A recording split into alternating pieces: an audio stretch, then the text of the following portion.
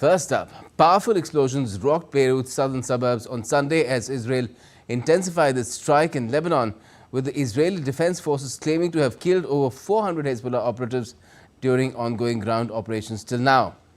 In retaliation, the Hezbollah launched an air assault with a squadron of attack drones on the maintenance and rehabilitation base of Israeli military near Haifa on Sunday as well.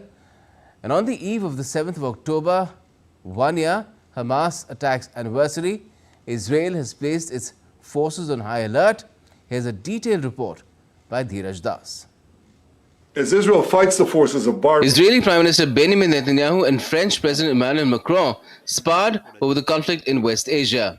The French President's remarks over a halt to arms supplies to Israel triggered an angry reaction from Netanyahu. Macron said shipments of arms used in the conflict in Gaza should be stopped as part of a broader effort to find a political solution. Netanyahu responded by calling the proposal a disgrace. And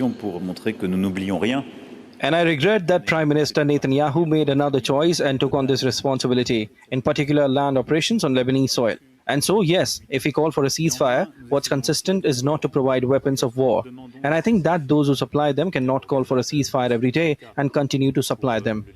As Israel fights the forces of barbarism led by Iran, all civilized countries should be standing firmly by Israel's side.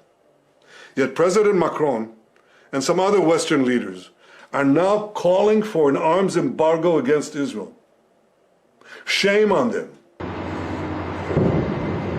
On the battlefield, Israel continued its operations against the Hezbollah's targets. A huge fireball lit up the sky and smoke billowed over Beirut as Israeli air attacks battered the southern suburbs overnight and early on Sunday.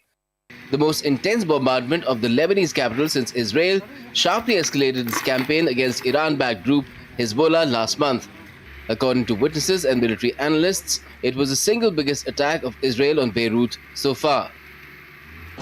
We have been displaced for 10 days now. We don't have food with us. We are not able to even go and bring new clothes.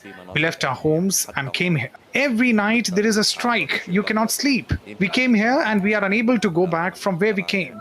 Our situation is terrible. If someone is able to find any way to get out of the country, they should. It's better than living on aid. People come and give us sandwiches. This is the way we are living now. Besides, Israeli strikes targeted a number of weapons storage facilities and terrorist infrastructure sites belonging to the Hezbollah in Beirut.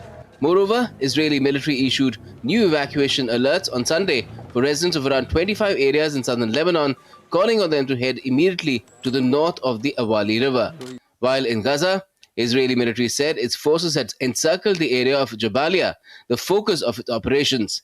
The IDF announced it has sent more soldiers and arms to the Gaza Strip, including the Netzarim corridor and the territory's border areas. It also announced that there will also be no reduction of forces in Rafah or in the Philadelphia corridor. As the situation in the region remains highly volatile, many nations have drafted contingency plans to evacuate citizens from Lebanon.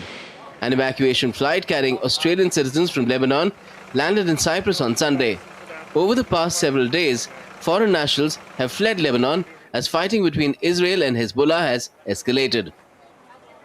With Dheeraj Das, Gautam Roy, DD India.